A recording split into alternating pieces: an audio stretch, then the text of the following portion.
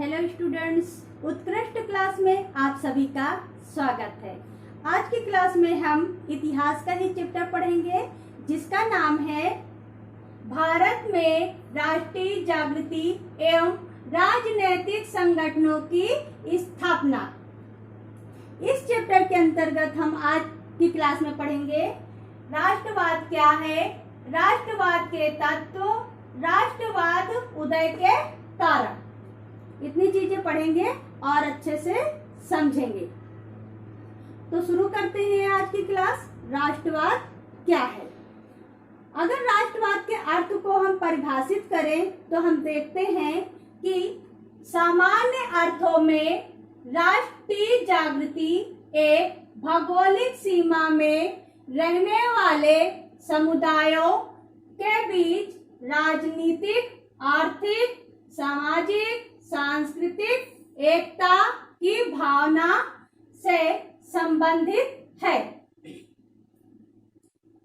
अर्थात किसी भौगोलिक क्षेत्र के अंदर रहने वाले जो लोग हैं उनके मध्य आपसी एकजुटता और आपसी समन्वय की भावना राष्ट्रवाद या राष्ट्रीय जागृति कहलाती है। यह एकाएक जन्म नहीं लेती बल्कि धीरे धीरे एक सिस्टमेटिक रूप से बढ़ते हुए एक बहुत बड़े स्वरूप में आ जाता है और फाउंडेशन की भावना बन जाता है।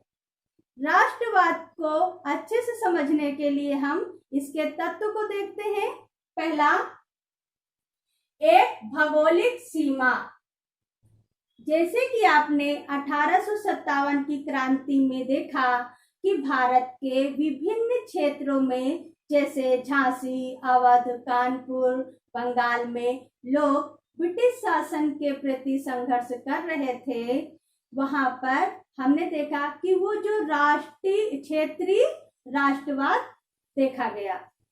इसका हम दूसरा तत्व देखते हैं, एक ऐतिहासिक विकास की प्रक्रिया। अर्थात राष्ट्रवाद एक गतिशील प्रक्रिया है जो धीरे धीरे बढ़ता रहता है। तीसरा देखते हैं इसका, विभिन्न समुदायों के बीच राजनैतिक, आर्थिक, सामाजिक, सांस्कृतिक एकता।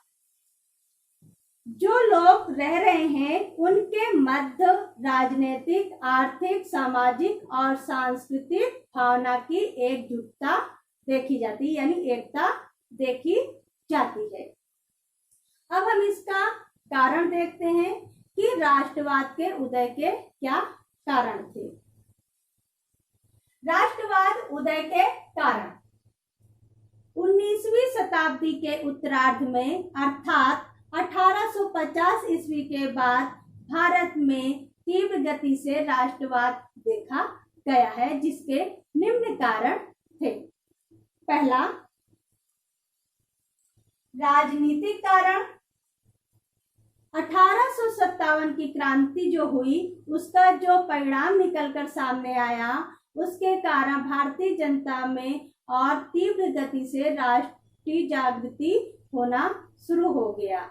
दूसरा, जो छोटे छोटे राजनीतिक संस्थाएं थी और उनमें जो अखिल भारतीय स्तर पर स्थापित कांग्रेस की स्थापना हुई, जो 1885 में कांग्रेस की स्थापना हुई। इस संस्थाओं ने भारत के विभिन्न क्षेत्रों में देखा गया कि जैसे बम्बई, फिर कोलकाता, फिर मद्रास, फिर इलाहाबाद आदि विभिन्न क्षेत्रों में जो है सभाओं का आयोजन किया, जिससे लोग एकजुट हुए और एकता का विकास होने लगा। तीसरा, इसमें देखा जाता है कि जो ब्रिटिश शोषक नीति चल रही थी, जैसे डलहौजी की हड़प नीति, वेले-ज़ेले की सहायक संधि ने जो है भारतीयों के मन में असंतोष व्यक्त कर दिया और भाईचारे और मातृभूमि के प्रति प्रेम का भाव का संचार होने लगा। इसका हम दूसरा देखते हैं, आर्थिक कारण। भारत में आर्थिक संसाधन के दो क्षेत्र थे, कृषि और उद्योग। लेकिन जो ब्रिटिश सरकार की आर्थिक शोषण नीति के अंदर कुटीर लघु उद्योग को नष्ट कर दिया गया और कृषि को कच्चे माल का उत्पाद और निर्मित माल का बाजार बना दिया।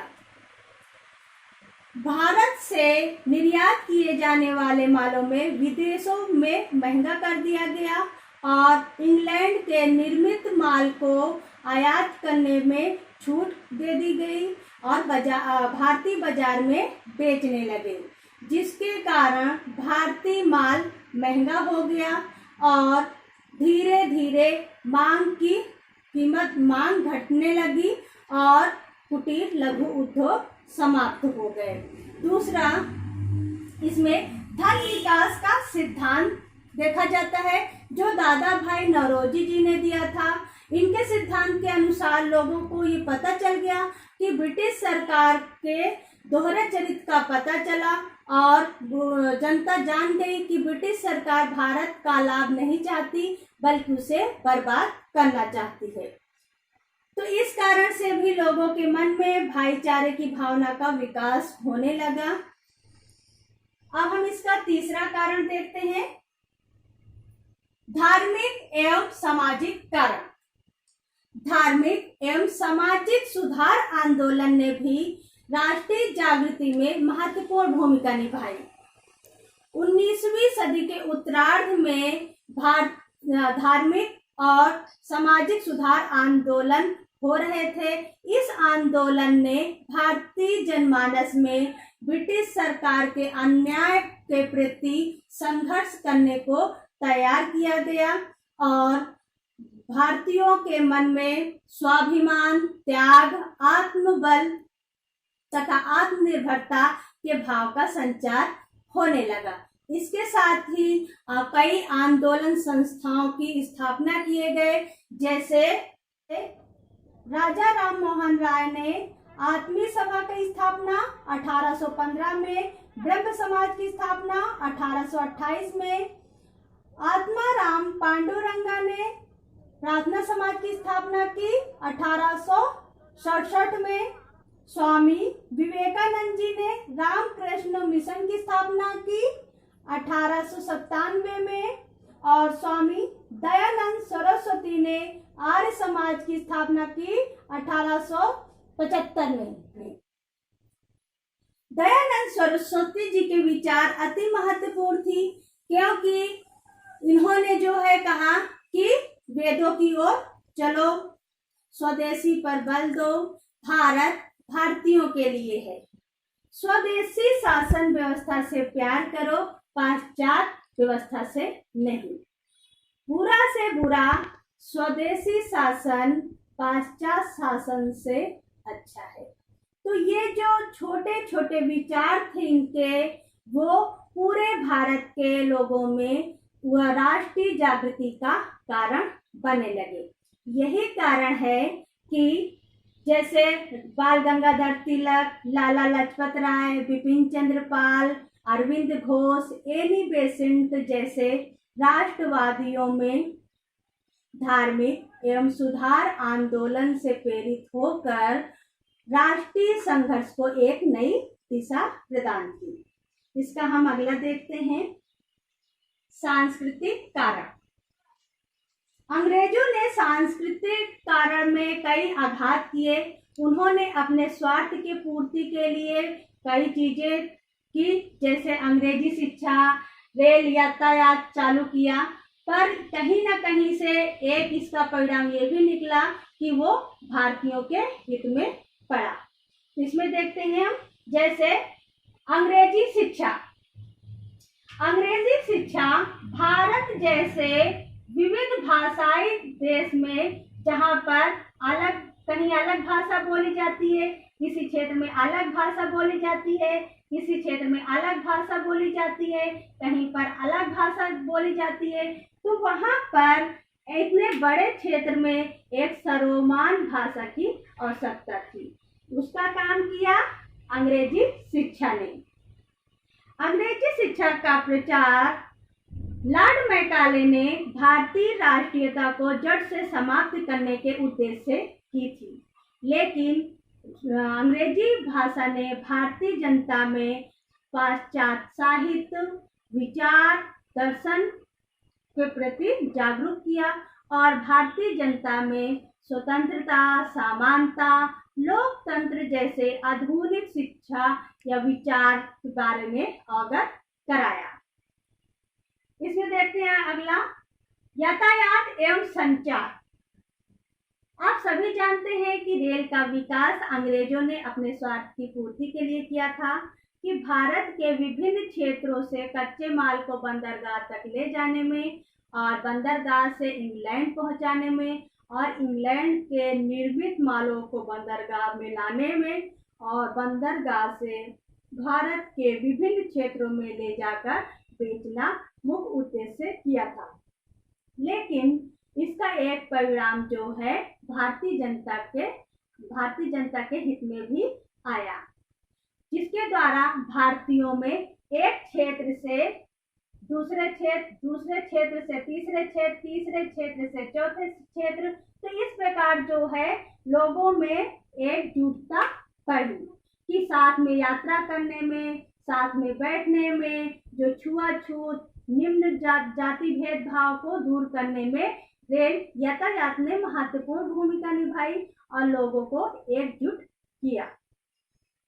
अगला इसमें देखते हैं हम, समाचार पत्र पत्रिका।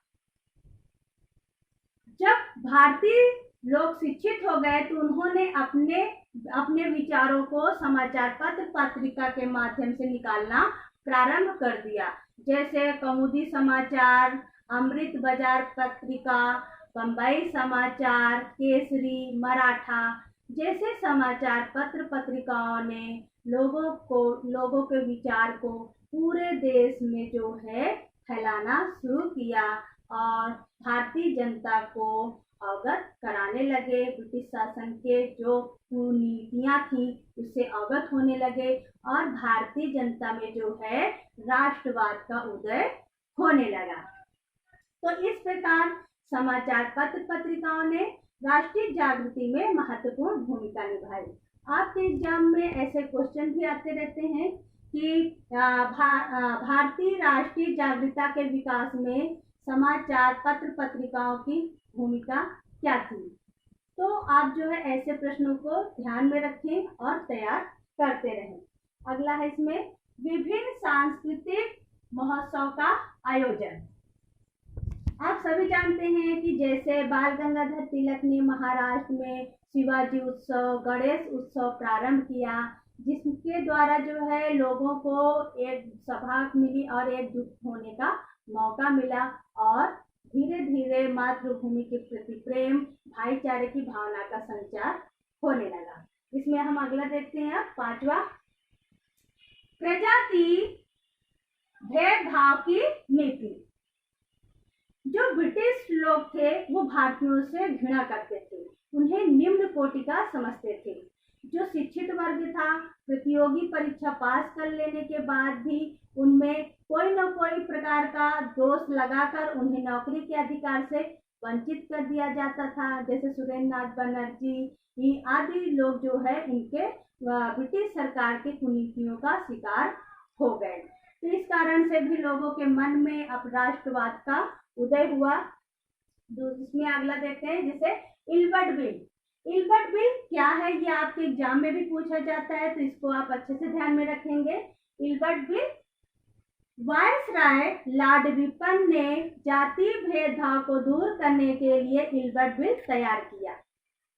इसके द्वारा मजिस्ट्रेट और सेशन जज को यूरोपीय लोगों को सुनने का अधिकार दिया जाना था और भारतीय न्यायाधीशों को यूरोपीय अपराधी लोगों का मुकदमा सुनने का अधिकार नहीं था। लेकिन इल्बर्ट बिल इसीलिए तैयार किया गया था, लेकिन भारत में रहने वाले जो यूरोपीय लोग थे उन्होंने इस बिल का विरोध किया। एक कारण ये भी बना राष्ट्र उदय का कारण। फिर वायसराय लॉर्ड लिटन की प्रतिक्रियावादी नीति प्रजाति भेदभाव से परिपूर्ण थी। ये भी इम्पोर्टेंट है, ये वन लाइनर क्वेश्चन में आ जाता है कभी कभी कि वायसराय लॉर्ड लिटन की प्रतिक्रियावादी नीति प्रजाति भेदभाव से परिपूर्ण थी। तो इसके अंतर्गत ये नीति जो थी ये 4 साल के लिए लागू की गई, जो 1876 से लेकर 1880 तक चली। इस नीति के अंतर्गत जो भारतीय लोग हथियार रखते थे उनके रखने के लिए लाइसेंस पे शुल्क लगा दिया गया। वर्नाक्यूलर एक्ट के तहत जो देश के भाषा के पत्र पत्रिकाएं थे उनको दमन किया गया, जिसके कारण जो है लोगों को मन में जो है देशभक्ति की भावना का विकास होने लगा। और आप सभी जानते हैं कि इसका परिणाम क्या हुआ, एक स्वतंत्र भारत का निर्माण हुआ, एक स्वतंत्र और अखंड भारत। तो ये लेक्चर हमारा यहाँ तक है। इसमें कुछ प्रश्न भी हैं इसी से संबंधित जो आपके एग्जाम में आते रहते हैं, जैसे ब्रिटिश सरकार की आर्थिक शोषण नीति क्या थी, है ना, और राष्ट्रीय जागृति के विकास में धार्मिक और सामाजिक आंदोलन की क्या भूमिका रही, फिर अंग्रेजी शिक्षा या पाश्चात्य शिक्षा की क्या भूमिका रही, राष्ट्रीय जागृति के विकास में जो है पत्र पत्रिकाओं की क्या भूमिका रही, तो इस प्रकार की इल्बर्ट बिल क्या है। तो इस प्रकार के प्रश्न आपके एग्जाम में आते रहते हैं, तो आप इन्हें अच्छे से तैयार करिए और याद रखिए। और जब तक नेक्स्ट क्लास नहीं आती है तब तक आप इन प्रश्नों को हल कीजिए। तब तक के लिए जय हिंद।